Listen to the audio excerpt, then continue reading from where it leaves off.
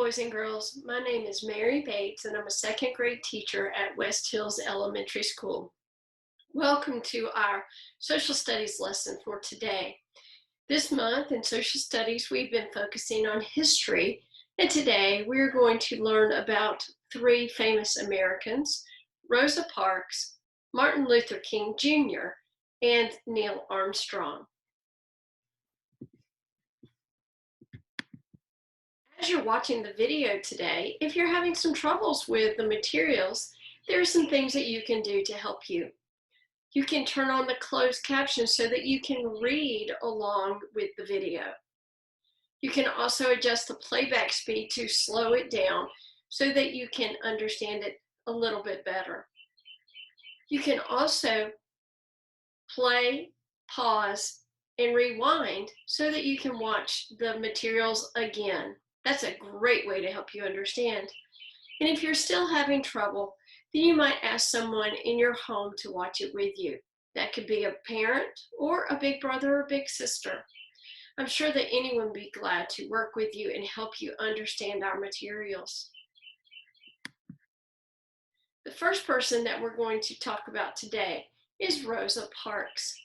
And here you can see lots of different pictures of Miss Parks as she was a young girl and throughout her life. Rosa was born on February the 4th, 1913.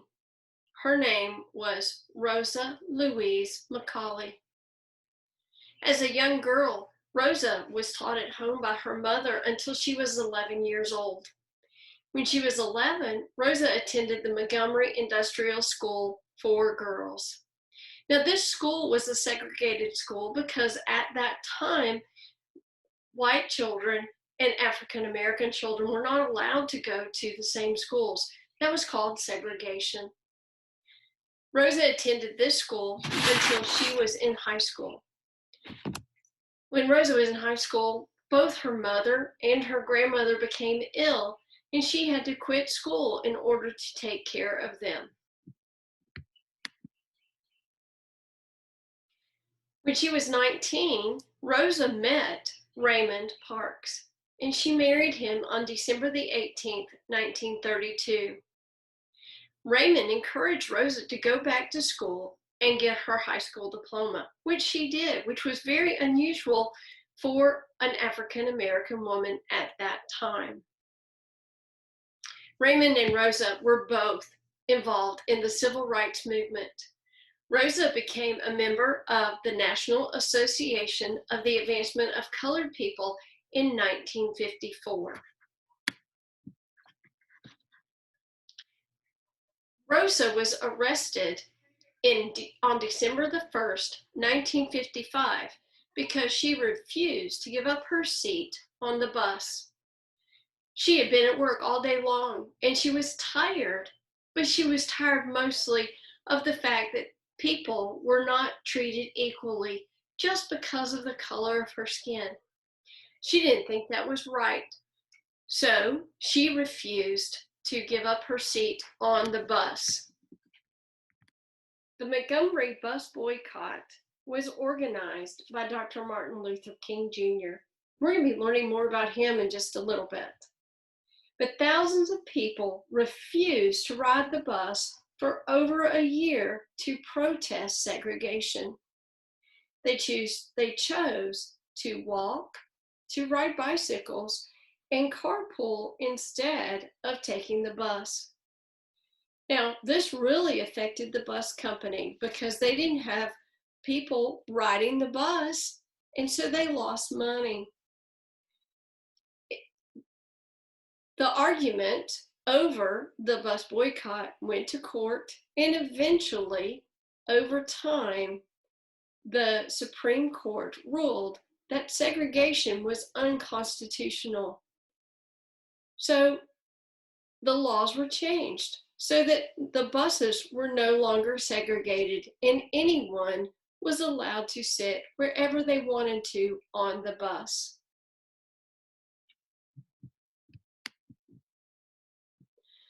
Rosa continued to fight for equal rights and worked to get laws changed all through her life. She died on October the 24th, 2005.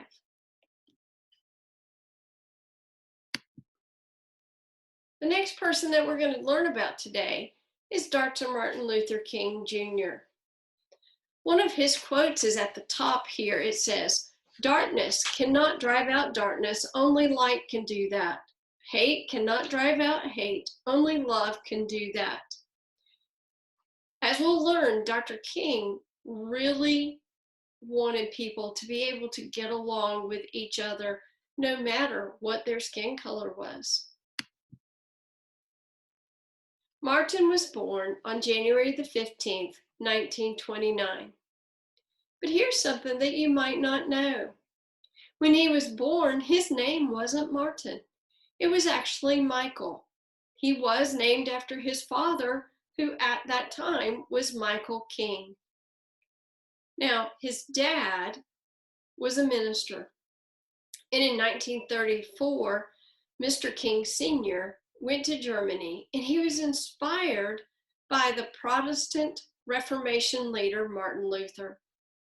So Mr. King was so inspired by him that he decided to change his name and his son's name. So when 5-year-old Michael became Martin Luther King Jr. in 1934. Now, Martin was a very bright young man. He skipped grades 9 through 12 and enrolled in Morehouse College in 1944. He was only 14 years old when he went to college. Now, Morehouse College was the same college that his father and grandfather attended. And just like his father and his grandfather, Martin became a minister. Now, Martin had a way with words. He was expressive and powerful with his words. People listened to what he said. Martin was peaceful. He didn't believe in fighting to get what you wanted, but he wanted it to be done in a peaceful way. He was peaceful, but he was a powerful leader in the civil rights movement. He even won a big prize called the Nobel Peace Prize in 1964. One of the big civil rights movements that he helped organize was the Montgomery bus boycott that we just learned about with Rosa Parks. Now, this occurred in Montgomery, Alabama in 1955. And again, you'll remember that this started just because Miss Parks didn't want to give her seat up to a white man just because of the color of skin. And we know now that that was not the right thing for people to judge you on, was the color of your skin or the way you look. So this was one of the beginnings of the civil rights movement. Like we said, Dr. King was a very powerful and convincing, persuasive speaker. In 1963, he made one of his very famous speeches called "I Have a Dream." Now, this speech was given in Washington, D.C., as he stood in front of the Lincoln Memorial. It was on August the 28th of 1963. His speech was about how he dreamed of people of all races, religions, and genders, that means males or females, would all be treated the same one day. Let's listen to just a little bit of his speech in his own words. I still have a dream. It is a dream deeply rooted in the American dream. I have a dream that one day this nation will rise up and live out the true meaning of its creed. We hold these truths to be self-evident, that all men are created equal.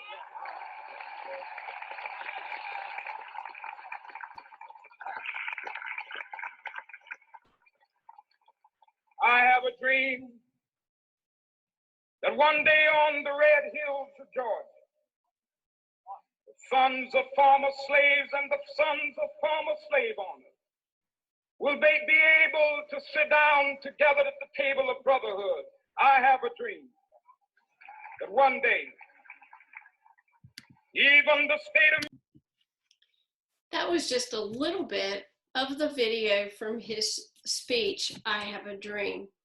Now, that was an actual video taken on August the 28th, 1963. Although Martin was well liked by many people, and many people agreed with him, there were also many people who disagreed with him. Martin's ideas went against many of the laws of that time, and some of the things that he said and did were against the law. He was arrested and put in jail 29 times. Some people were so angry with him that they threw rocks at him.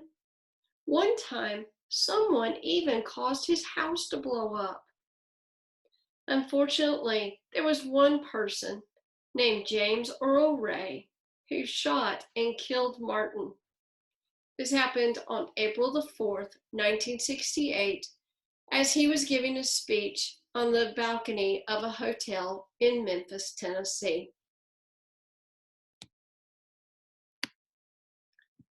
The final person that we're going to learn about today is Neil Armstrong. As you can see, Neil became an astronaut. But before he was an astronaut, let's talk about him when he was a little boy. He was born August the 5th, 1930 in Ohio. From a young age, Neil was very interested in flying. He took his very first airplane ride when he was 6 years old. Some of you may have been on an airplane before. Some of you may not have been. But in the 1930s, it was very special to get to go on an airplane. Neil grew up and was interested in flying and learning how to fly the plane, not just be on the plane, but learning how to fly the plane. And when he was 16 years old, in 1947, he became a licensed airplane pilot. He also became a naval air cadet. Here's a picture of him when he was an air cadet. That means that he went to a special school for high school. When he went to college, he went to Purdue University, and he was studying about aeronautical engineering. He was in school until 1950 when he served in the Korean War. And of course, he was a pilot. But during the war, his plane was shot down, and he was awarded 3 medals for his service. After the war, he went back to school and finished his degree in aeronautical engineering. He became a research pilot for the National Advisory Committee for Aeronautics. That committee later became what we know as NASA, or the National Aeronautics and Space Administration.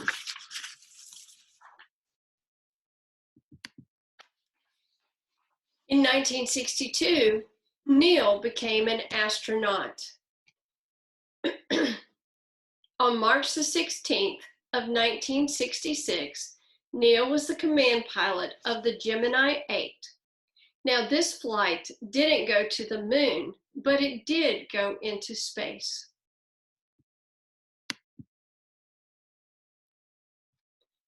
Apollo 11 was the rocket that took Neil Armstrong, Buzz Aldrin, and Michael Collins to the moon. Apollo 11 blasted off on July 16, 1969. They landed on the moon 4 days later. We're going to watch a short video clip of that moon landing.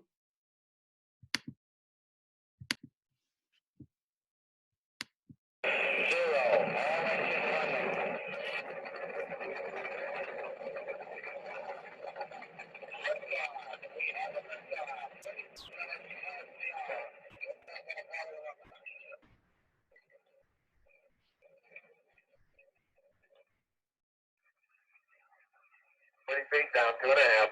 Picking up some dust. 30 feet, 2.5 down. Take shadow.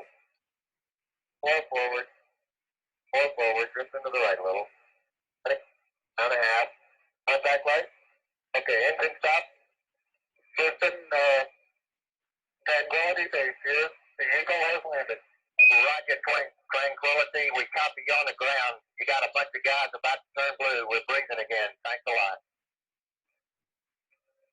Okay, Neil, we can see you coming down the ladder now.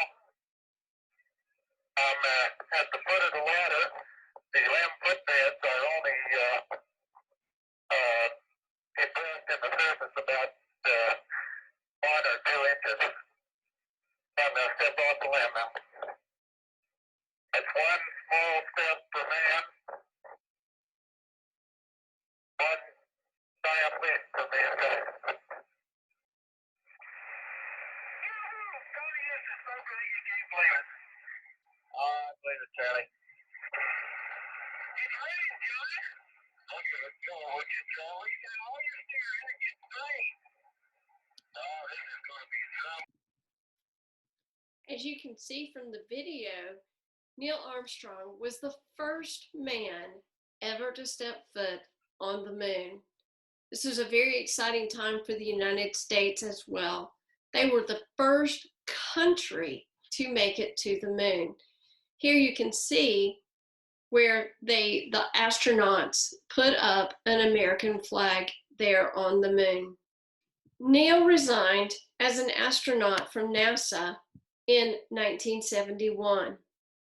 He became a professor or a teacher of aerospace engineering. He also worked for a lot of different companies throughout the years in the science and aeronautics field.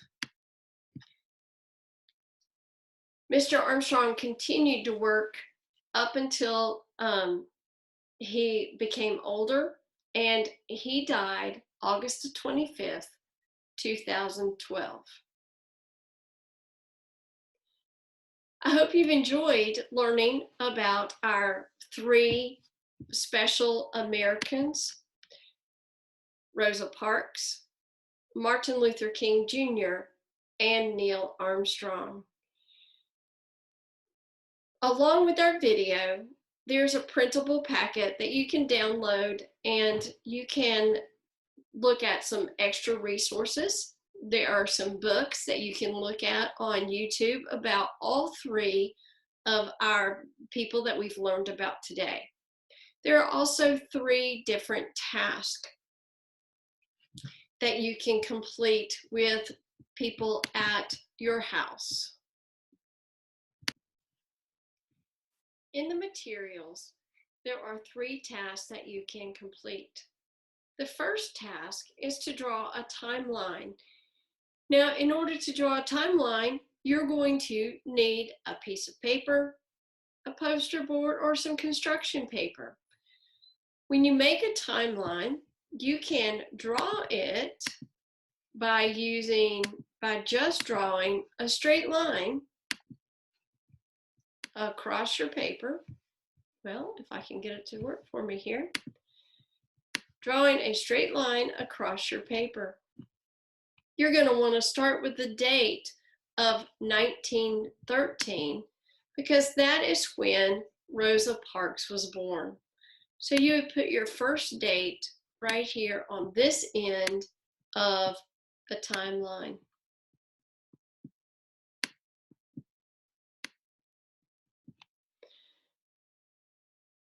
You would then put the important dates of all 3 that we learned about: Rosa Parks, Martin Luther King Jr., and Neil Armstrong.